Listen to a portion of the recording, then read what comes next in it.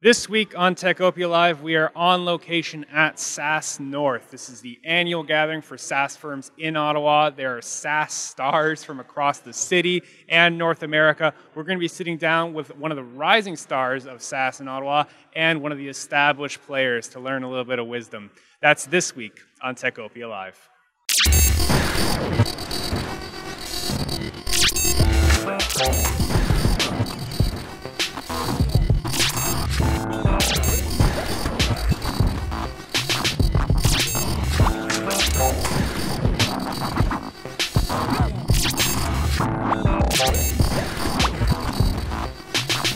Hello, ladies and gentlemen, and welcome to Techopia Live. I am your host, Craig Lord, the editor here at Techopia.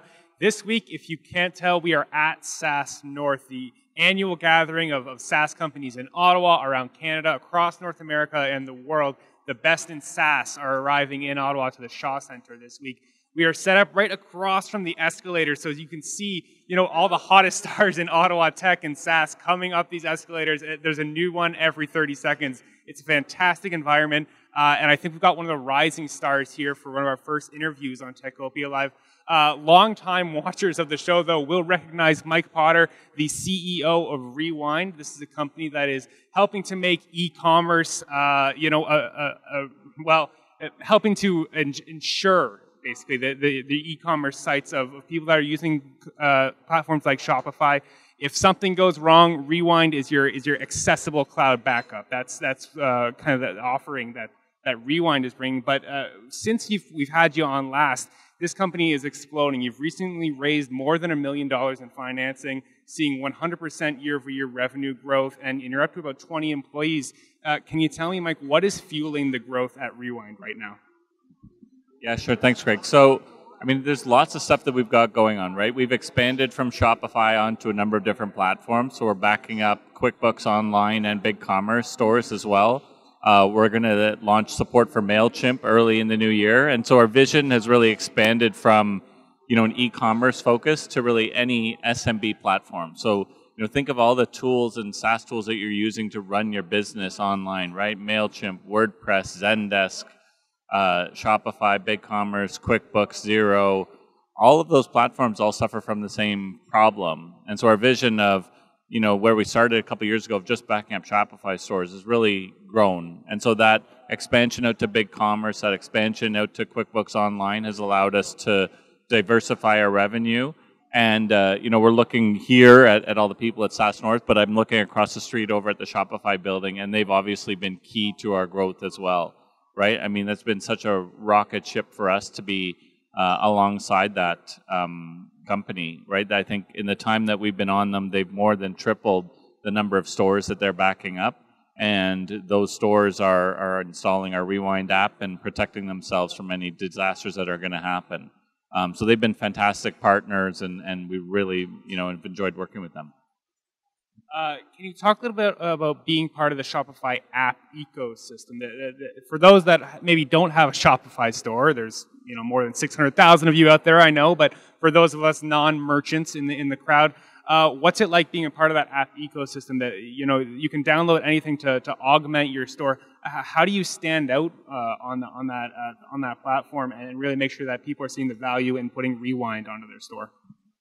Yeah, it's a good question. I think, where we've always focused on just providing great customer service. So, our philosophy has always been build a great product and provide great customer service, and the revenue will take care of itself.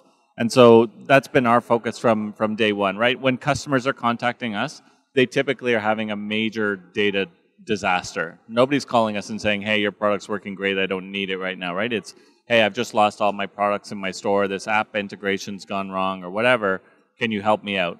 And so we've really focused on making sure that when they need us, we're going to help them out. We're going to drop whatever it is we're doing. We're going to get their store back up and running as quickly as possible. And that focus on customer service and providing a great product then results in a number of 5-star reviews in the App Store. So we get a lot of 5-star reviews from happy customers. And those reviews in turn drive additional installs, and it's sort of a nice little circle that you get, right? So we were lucky enough that we were the first one to come up with the idea. And we've got over, I think it's about 15 times as many reviews for our app as the next closest backup person that's now following us.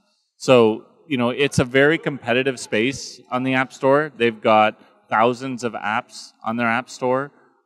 Differentiating yourself is extremely difficult. But I think when it comes down to it, really, if you build a good quality product, you price it reasonably, and you provide amazing customer service, people will find out about that. Your reputation will get known, and you sort of grow your business from there. And going back to the point you made earlier about how you're diversifying the number of platforms that you're working with, how tightly tied is your success to Shopify's success? If something bad happens to Shopify in the next 5 years, where does that leave Rewind? Yeah, so that's a good question, right? And that's one of the reasons why we're doing what we're doing, which is, so if something bad were to happen to Shopify, like from a financial perspective, I suppose, from a data perspective, we'd actually be pretty well off if something happened. But from a financial perspective, if something were to happen to Shopify, our revenue is closely linked to their success, right? And it's closely linked to the success of the merchants themselves.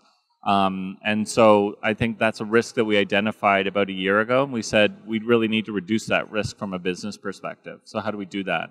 And diversifying across all these different platforms was the goal. And we're starting to get there.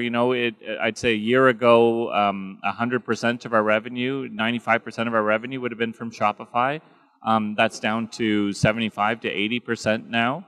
And we're hoping that it goes lower, right? We're hoping that we can grow other platforms as large or larger than what we've grown our Shopify business. So, the total pie is going up, but the relative percentage of how much we're dependent on them continues to go down. That's the reason why we've taken the investment and what our strategy is for next year in terms of product development. It's awesome, Mike. And really quickly, before I let you go, obviously we're here at SaaS North, the big annual SaaS conference here in Ottawa. What's the value for Rewind being at SaaS North? Yeah, so there's lots of value for us, coming to a conference like this. We've got some of our employees here who are attending the sessions. Some fantastic learning sessions that are going on. We were talking earlier about one of the pricing sessions that I was in, and understanding how other SaaS companies are pricing, what their valuations are, how they're being valued in the market. So some fantastic content here, some fantastic networking opportunities with investors, with bankers, potential investors for a round that we might be looking at doing sometime next year, and other companies too, right? So one of the things we're looking to do is open an API where other SaaS companies can integrate with us and we become their backup solution for them. I had a couple of people reach out to me before the week started and wanted to meet here at the conference talking about that potential opportunity for next year. So, it's a fantastic conference, really well done. One of the best conferences I think I've ever been to, and the location is fantastic. We haven't had to travel anywhere to get all that benefit, so it's been really great. Just a quick ride on OC Transpo, and you're right here at SaaS North. So thank you so much, Mike, CEO of Rewind, for joining us today. Fantastic to catch up on what you guys are doing in Ottawa and in the SaaS space, obviously. Don't go anywhere. We have more interviews coming up. We're talking to Alan Ville, the co-founder of Klipfolio, in just a few minutes. Stay tuned next for a word from Cube Business Media, the organizers here at SaaS North. But apart from that, I just want to thank you for joining us for our first interview here at SaaS North. We'll see you again soon.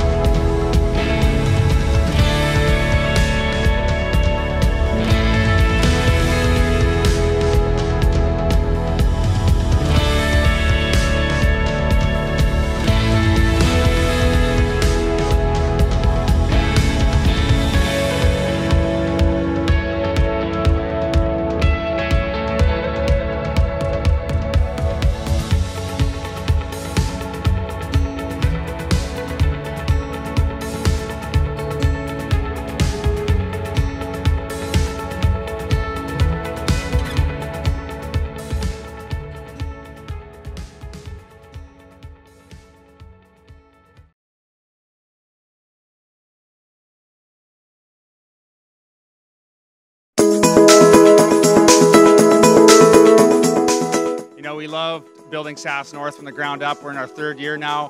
We're bringing the entire community of SaaS entrepreneurs coast to coast to Ottawa. Record-breaking attendance this year. It's a great show.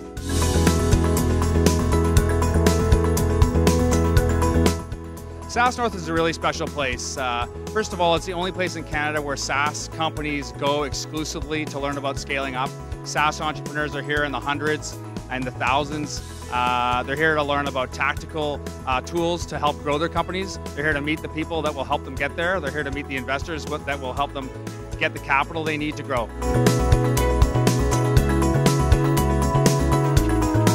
SaaS North is a special event because it's a curated event from end to end.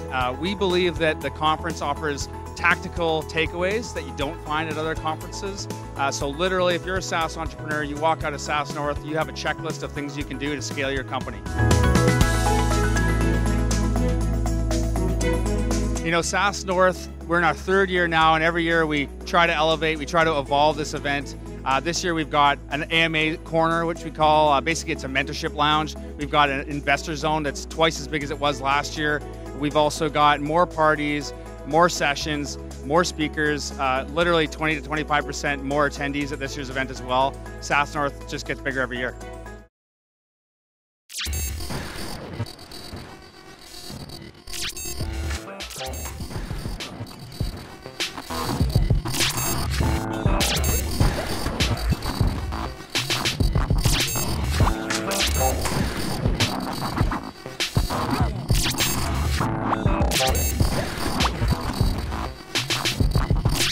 Hello, ladies and gentlemen. We are back at SaaS North. We are doing interviews with some of the coolest SaaS companies in Ottawa. We were just talking to Rewind, one of the new companies on the scene, but there's also Klipfolio, one of the companies that's been around for more than a decade, quite a long time, and has really shown itself as one of the established SaaS firms in Ottawa.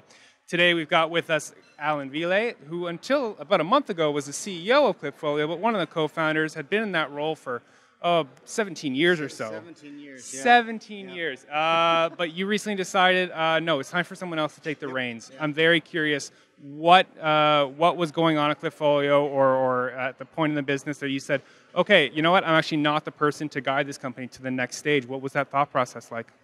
Sure, I mean, this is something that I think is very healthy, and a lot of companies should look at this and evaluate this on a periodic basis. And this process for us started actually quite a while ago. So we looked at not only the team, and we have certainly brought in some senior executives to complement my role, to complement the rest of the team. But one of the things that we evaluated as well was, you know, do we need to bring in somebody else to lead the company forward? You know, and that would allow me to focus on other areas that I'm passionate about. So, and that's exactly what we did. And, you know, none of this would have happened if we hadn't have found somebody who was really a perfect fit. You know, somebody who is people first, who complements, you know, my personality. You know, I'm much more of I would say an unstructured leader. I'm passionate about the vision. You know, Owen complements that, and I think this is something that is going to be really positive for the company as we move to the next stage. Very exciting change. Obviously, probably not an easy decision, but like you said, you get to focus on other parts of the business where your vision is maybe better suited. Yeah. Obviously, with us we have Chad Holliday with Stratford Managers, one of the actually angel investors with Capital Angel Network, so heavily involved in the Ottawa tech scene. Chad, I want to pass it to you for a couple questions to Alan about innovation at Klipfolio. Thanks a lot. So, Alan, 17 years, is that right, at Klipfolio? 17 years, yep, a long time, 2001. And how long, you were running the organization the whole time? As the CEO, founder, running, CEO? Yes, yes. So Roughly I was speaking. in that was my title for sure. So, I think a lot of the companies here at SaaS North would find it interesting. How, over that period of time, do you maintain your competitive edge? Like, how important is innovation? And actually, there's a number of things. And what role does culture and climate play? It's actually incredibly important. And I think many companies don't think about innovation and build it into their culture as much as they perhaps should, us included. And there's a couple of instances in the company's history where, if I look back, we should have taken a much more aggressive stance on obsolescing the product, on really thinking about what are the things that we're doing that really will leapfrog the current product, the entire industry. And I think it's a common pitfall. People get into these situations where the product is going well, it's growing at 2x, 3x, you're focused on sales and marketing, you're fundraising, and innovation actually falls by the wayside. So I think it's one of those things that even as a small company with 5 or 10 people, you should build a culture of having a labs group or spending, twice a year, sort of a real future strategy session and thinking about how will we obsolesce our product. I think that's a key question that needs to be answered. Yeah, absolutely. So was there ever a time when you fell into a pitfall, and what did you do to kind of get out of it then? Yeah, there was a couple of times that we fell into that pitfall. And as I said, they come for different reasons. One, because you found success. And, why would we ever change if we're growing at this velocity? The one that I'm thinking about where we fell into this pitfall was actually we had mediocre success. So we had a product, this is quite a number of years ago, that was selling to a few folks, but it felt very difficult to sell. And instead of saying, listen, we've got to go back to the drawing board and reinvent the product or reinvent the go-to-market or think about things differently, we actually got into a very stubborn, let's stay the track. And I see companies do that as well. Yeah. You get these false glimmers of, oh, we made a sale to this big enterprise customer. Yeah. So there's hope, but it's false hope. Yeah. Did it feel like you're pushing a string? If it's feeling that way, you probably don't have that product market fit. And you should probably look at yourself in the mirror and say, okay, we have to retreat, figure this thing out, and tell. Yeah. Oh, for sure. Absolutely. So, there's multiple reasons why you don't innovate. I think what the advice that I would say is you have to be deliberate about setting an agenda and, at least twice a year, put something on the books where innovation is the agenda. Better than that, actually have a group of people, if you've got enough size in the company, have a group of people that maybe involves a customer advisory board. Yeah.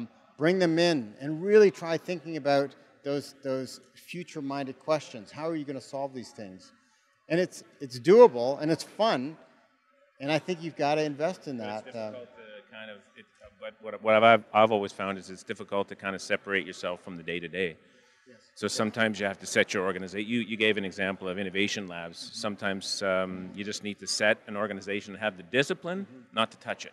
Yep. It's really easy to kind of go, oh, my 3 best guys are over here, and we're having a problem with the biggest customer right now, and I'm going to dip into those guys. If you keep doing that, you're basically reducing the talent pool, right? Yeah, absolutely. We have, we do hack days, we do scratch your itch days, we do team hack projects as well, and there's some really interesting stuff that comes out of it. So a labs group might not only be a protected group of people. Yeah, yeah. Maybe you say, okay, well, the labs group has got a timeline on it. Yeah. Maybe there's 4 months where we have this group come together, and then that group graduates and you bring a different group, or maybe you bring experts in throughout.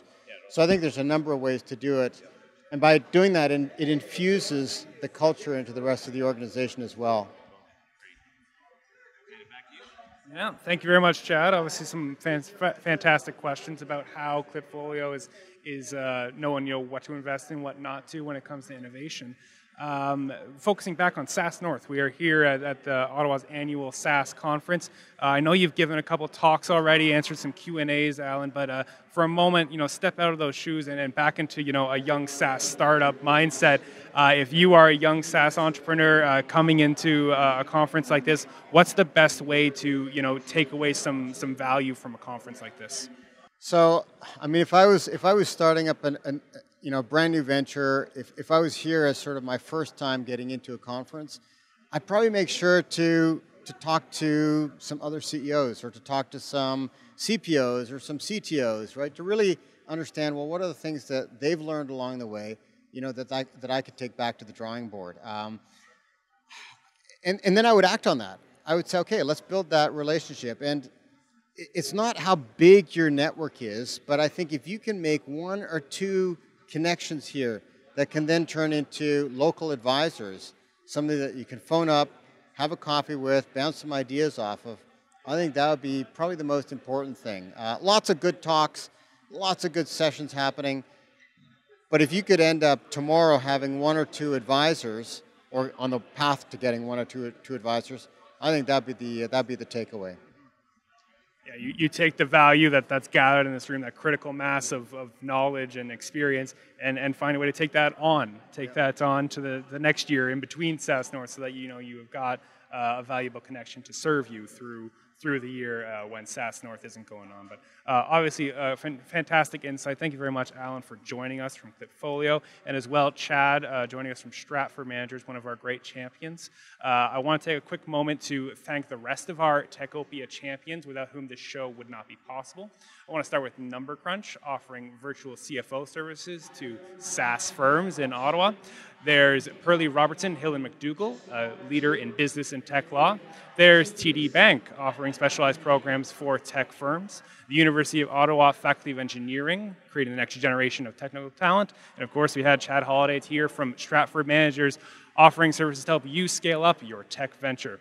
Now, Techopia is not just this fantastic show. We have also got daily articles going on at obj.ca/Techopia. You can sign up for our email newsletter, techopia.email. Follow us on social, on Facebook and Twitter, at TechopiaOTT. And if you're following us on YouTube, leave us a like and a comment, and subscribe to us to see the next videos coming out from Techopia Live. We have had a fantastic day here so far at SaaS North. Please stay tuned to the rest of the conference. Hope you're here and enjoying yourself and taking away some of those fantastic SaaS nuggets that are abounding here at SaaS North. Thank you very much for joining us today. We'll see you soon.